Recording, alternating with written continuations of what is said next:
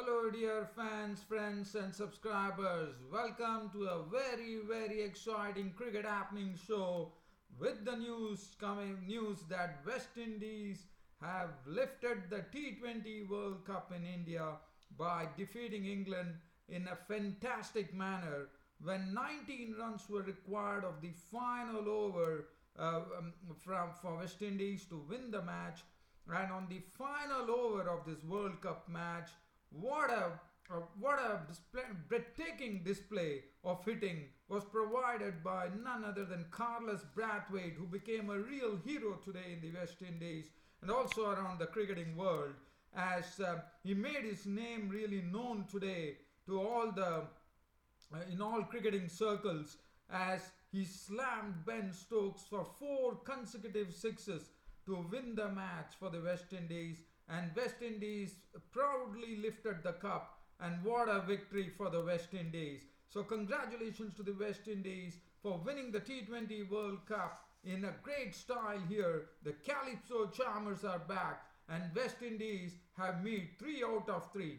In the year 2016 has become the West Indies year of cricket to me, because first the under 19 World Cup was won by West Indies for the first time. Today morning we saw the West Indies women winning the World Cup, and today it's the T20 World Cup for the West Indies in great style, and there can't be greater satisfaction and greater excitement for the West Indies than this. And as we all know, the West Indies bask in their success, no doubt about it, and that's what they precisely did. And I'm sure the party is going to go all the way down to the next morning. And I'm sure while I'm talking to you here, the West Indies will be definitely celebrating it in their hotels today. What a victory! I think like it's sort of a revival as far as West Indies cricket is concerned.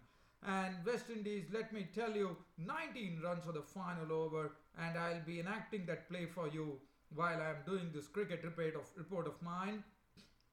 But so let me start off the proceedings here by narrating the tale as to how it all came down to the culmination of the tournament, with Carlos Brathwaite hitting Ben Stokes for four sixes of four consecutive balls to shatter Ben Stokes. Absolutely shattered. England were absolutely shattered in the final over. The toss, as I've already told in my preview, the toss was very vital. Whichever teams wins the toss will elect to field first and they will win the match. And I was absolutely right on what I told, as West Indies captain Darren Sammy won the toss, and he very rightly put the Englishmen into bat. And let's see what England did. Well, both the teams decided that they will go with an unchanged combination, which has given them the success, and it all started. And what a start for the West Indies. Samuel Badri, the leg spinner, was once again given the new ball to bowl by Darren Sammy. And Samuel Badri, the first ball itself, there was a loud appeal for leg before, when Jason Roy could not understand the delivery from Samuel Badri, the leg spinner. But the next delivery from Samuel Badri, a beautiful delivery. He forced Jason Roy to play down the wrong line, and it hit the stump. The second ball of the England innings, Jason Roy was on his way back, bowled by Samuel Badri for naught. So that was wicket number 1, and England were 0 for 1. Alex Hales was joined in by Joe Root, and in the next over, it was Russell's turn to get a wicket. Russell actually got Hales caught by Samuel Badri for 1. So both the openers were back in the hut, and the score read 8 for 2, and England were in a spot of bother.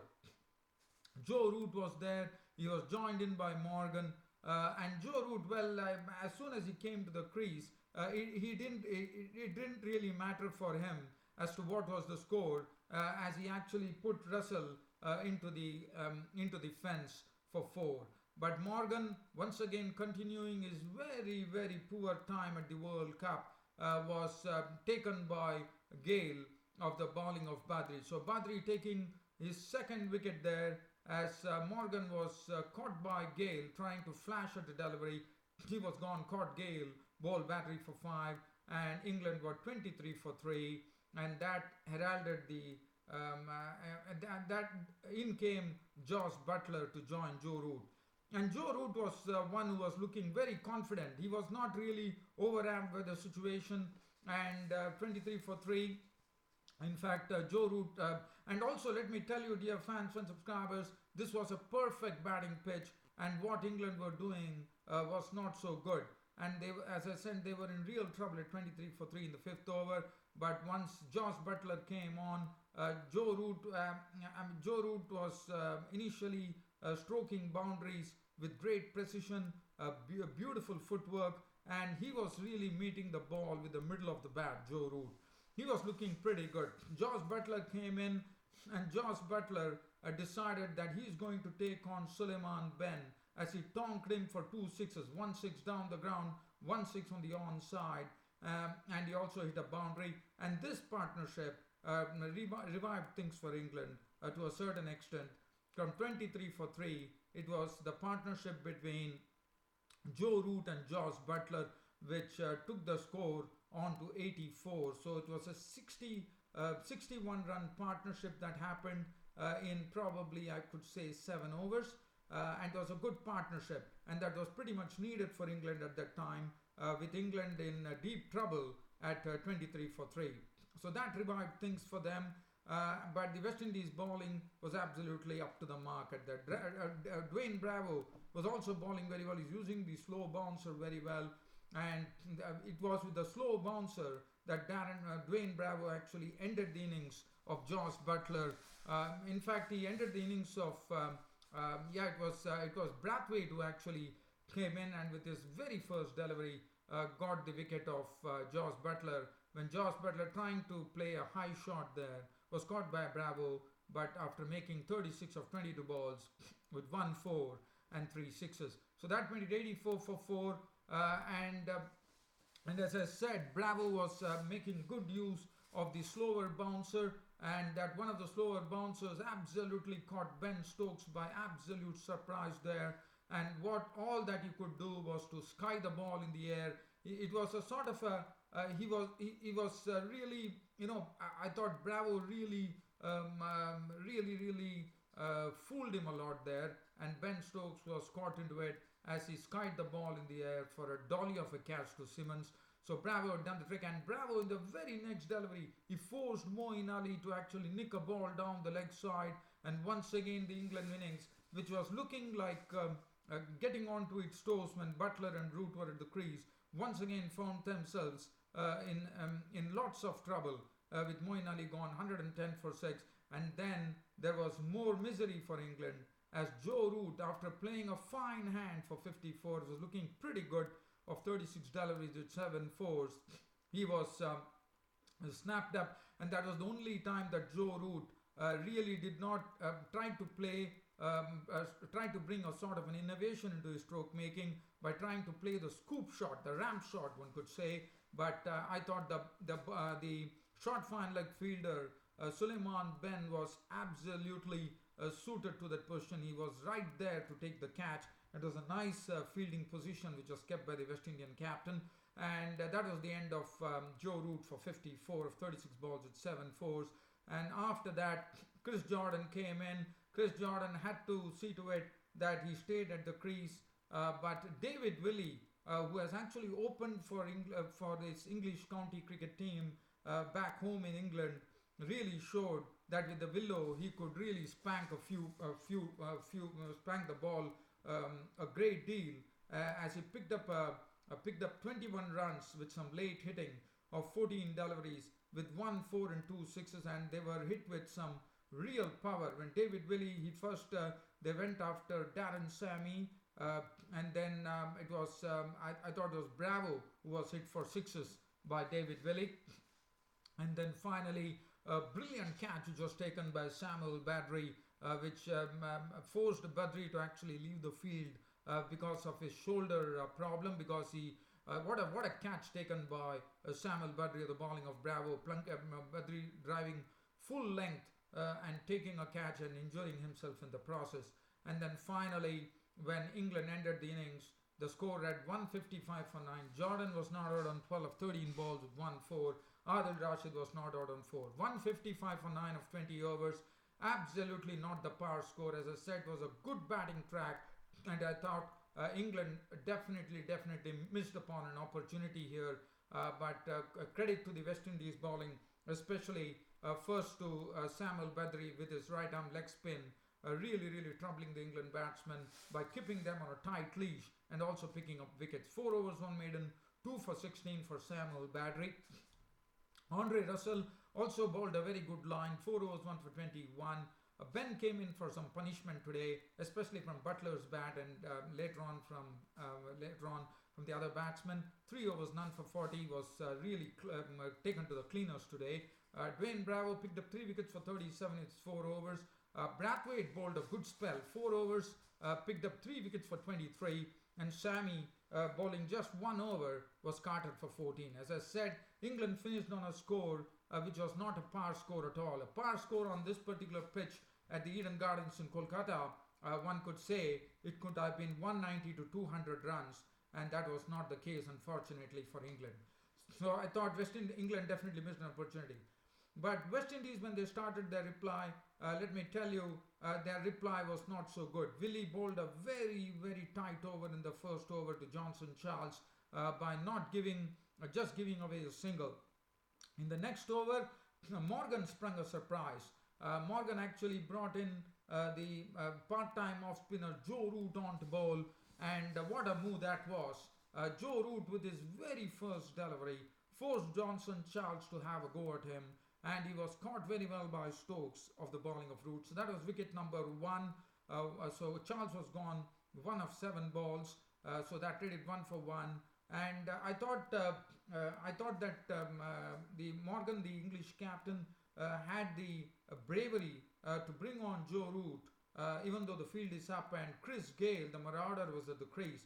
So I thought one has to really commend commend Morgan for taking a chance with that, and that really paid off. As Chris Gale tried to unwind the first ball he got, the very first ball that he received, he dispatched it for a boundary, slashing it through the offside. But the very next delivery, trying something in the same vein, he was once again got by Stokes, and what an over for Joe Root. Joe Root had picked up 2 wickets in a single over, and the West Indies were in trouble at 5 for 2. But now it was the Lendl Simmons, the hero in the match against India in the semi-finals, walked in, and Willie produced a beautiful delivery. In fact, he got a ball on the middle and leg stump and got that ball to straighten, and Lendl Simmons was a goner. He collected a golden ball duck as he was gone with the very first ball he received for a blob, and West Indies really started slipping into more trouble at 11 for 3. 11 for 3, Marlon Samuels was at the crease. He was joined in by Dwayne Bravo, and the experience of Dwayne Bravo was direly needed there. But Marlon Samuels decided that there was no point just staying there. Yes, the run rate was not so good for West Indies. They had to do a consolidation. They were almost in a similar situation to what England were when they were batting. And the match was really, I thought, livening up here with Dwayne Bravo and Marlon Samuels at the crease. Marlon Samuels and Bravo started picking up these singles very well, but the bowling was pretty sharp at that stage. Jordan was bowling very well. Plunkett bowled a good spell. Adil Rashid, the right arm leg spinner, I thought bowled an excellent spell, keeping the batsman on a real leash there. David Willey did a fine job, and it was not easy for Samuels and Bravo to get over. But what best Marlon Samuels and Bravo were doing, they were playing very sensibly, knowing that it is a good batting track. They were not really raising any alarms. They were not really perturbed by the situation. They decided to bide their time, with Marlon Samuels hitting the odd boundary at times. And Marlon Samuels in particular was looking pretty sharp in his batting here. He was dispatching the loose ones to the fence, and he was looking very good. He was really playing some very good strokes, and he was looking very good for his part. As this partnership was going well, but the run rate was really spiraling for the West Indies. But as I said, since this was a good batting pitch, I'm sure the West Indies batting pair Samuels and Bravo would have really trusted this wicket. As while that was going on, and a 75-run partnership which had happened between Bravo and Samuels was going on very nicely. There was the It was Rashid who was actually bowling very well, as I said. He was really, in fact, in that same over, with the run rate really spiraling to 11 runs per over. Bravo actually hit a six of the bowling of Rashid, but in the final ball, Rashid nailed Bravo by picking up his wicket. As Bravo, attempting another big shot, was caught by Joe Root for 25 of 27 balls with 1 4 and 1 6. So that made it 86 for 4. In walked in Andre Russell to join Marlon Samuels, and Marlon Samuels decided to unwind by hitting two sixes. I thought it was of the bowling of I think it was Jordan or Plunkett. He actually hit Ben Stokes for two sixes. Marlon Samuels, Andre Russell. Well, there was more disappointment for West Indies with the score on 104. Russell was a victim when Willie came on for his second spell. Russell was dismissed for one, and in that same over, Willie in the next over, Willie actually picked up Darren Sammy's wicket for two, and that was a real blow for the West Indies, with the score reading 107 for 6 in the 16th over, and more than 45 runs required in the balance overs. Still, there was a long way to go, but the good thing for West Indies was that Marlon Samuels was at the crease, and as I said, he was looking good too. And Marlon Samuels, very luckily, initially he was given caught behind. Then the umpires had to look at the replays and they recalled him. And what a right decision that was, because actually the wicketkeeper Josh Butler had actually taken the ball after on the bounce. That was previously when he was in the partnership with Wayne Bravo. But then Marlon Samuels, once the run rate were 11 runs, or it started climbing to almost 12 runs, Marlon Samuels decided to play some very good strokes as he really creamed a few through the offside for boundaries. And what Marlon Samuels was doing today was that he was actually backing towards the leg to give himself more room to play strokes on the offside, and that's what he was precisely doing. But whatever he was doing it with great care, and that was good to see. Brathwaite was taking it very easy. He was just taking the singles and keeping the strike going. But the West Indies innings, if you look at it, the run rate kept on spiraling, in the sense, even though Brathwaite was there, if you look at it, at end of over 17, West Indies required 38 runs from 18 balls.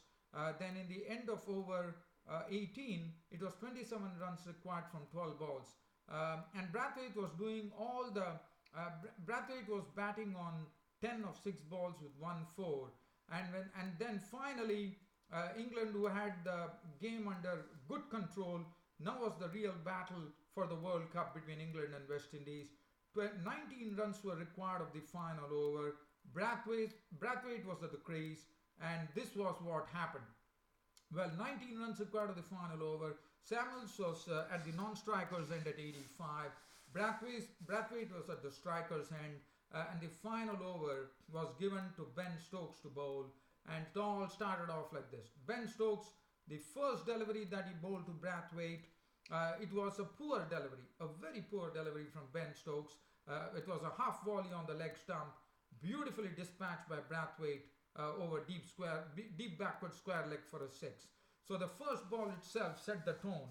It was hit for a 6. After that, Stokes, now Stokes, who was actually hit over the backward square leg, decided to bowl a different length to Brathwaite. But the ball was once again gone, as Brathwaite had actually smeared the ball over the long on region for another 6. And this was a sort of a Michael Hussey batting. As you would remember, Michael Hussey was the man who hit 4 consecutive sixes of Saeed Ajmal, and that was also in a T20 World Cup, as you would remember. Now, Brathwaite had taken 2 sixes, and suddenly The Eden Gardens Kolkata crowd who were supporting the West Indies were absolutely alive. Now, as I said, 19 balls to win. First two balls from Ben Stokes had gone for sixes. Now, Brathwaite had brought it to such a situation that only 7 runs were required from the final 4 balls. Let's have a look at what happened to the third delivery. Ben Stokes now bowling the third delivery couldn't even believe it, as Brathwaite had once again, this time he put it on the other side of the other side of the pitch. He actually hit it over the long off region for a big six, and now West Indies were dancing there in their hut there, as there was just 1 run to win, and Brathwaite had with that six that Brathwaite hit, that was the third consecutive six of Ben Stokes, and Ben Stokes was having his hands on his head as to really didn't know like what had gone wrong, and England were totally shattered. It was Samuels and Brathwaite punching hands with each other, and why not? And the final delivery, this was the fourth delivery that was being bowled. Now West Indies had 1 more run to win, and look at what happened. Brathwaite was showing real firepower here. He wanted to actually get the West Indies the T20 World Cup in absolute style, and what a way he did it. He definitely did it in style, as 1 more ball. This was also hit with some tremendous power by Brathwaite, and also let me tell you, this was not really clearly hit. It didn't really go from the middle of the bat. It was a miss hit. So that's the reason I said it's West Indies' raw firepower that actually the miss hit carried into the stands for another mighty six, and it was all over for England, as West Indies had lifted. West Indies has won the T20 World Cup finals versus England with 2 balls to spare, with a 3-wicket victory, with a 4-wicket victory, and it was all over for the England. And Brathwaite, with 4 sixes of 4 consecutive balls in the final over of the World Cup, had become a hero by taking the West Indies, and the West Indies were absolutely dancing. There were lots of scenes there, jubilant. The West Indies players all rushed to the pitch where Brathwaite was. They lifted him. As you know, the Calypso Charmers are someone, Calypso, as we all know, the Caribbean, they love their cricket. They play it with great passion, with great determination, and definitely people are out to enjoy their festivities. And what a victory. I mean, England, who had the game under control till the 19th over, and the final over was the one which was the sort of a nail which was drilled into the England camp by Brathwaite. What a hero. Brathwaite, look at his innings. If you look at that innings of Brathwaite, he remained not out on 34 of just 10 deliveries, with 1 4 and 4 fired sixes of Ben Stokes in the final over, and West Indies 161 for 6. Sir Marlon Samuels was left not out on 85 of 66 balls with 9 fours and 2 sixes, which got him the Man of the Match award. And looking at the bowling, one really feels sorry for England. Willie did a fine job with the ball, bowling 4 overs 3 for 20. Adil Rashid did another fine job for the team, 4 overs 1 for 23. Joe Root, one does not know as to why Morgan did not bring Joe Root.